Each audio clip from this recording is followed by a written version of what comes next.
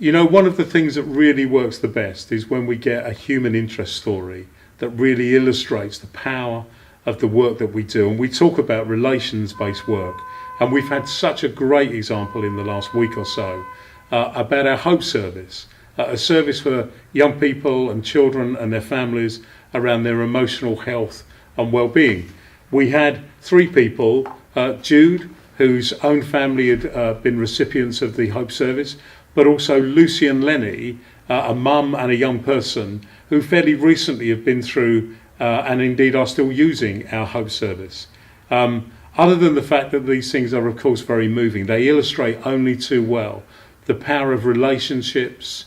One of the things that really struck with me about what Lucy told us is that whenever she needed something, she would make contact with the Hope Service and they would always get back to her. There was never any excuses, it was never the next day. She just felt thoroughly looked after by the service.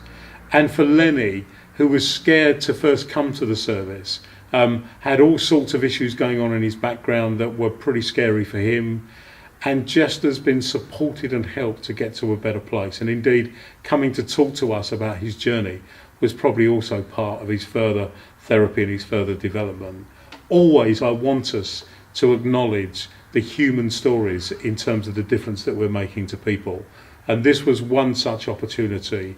And I'm grateful to the Hope Service and all of the workers in the Hope Service, but I'm also grateful to Jude, Lucy and Lenny for being so brave to come and share with us their positive story about being helped by our services.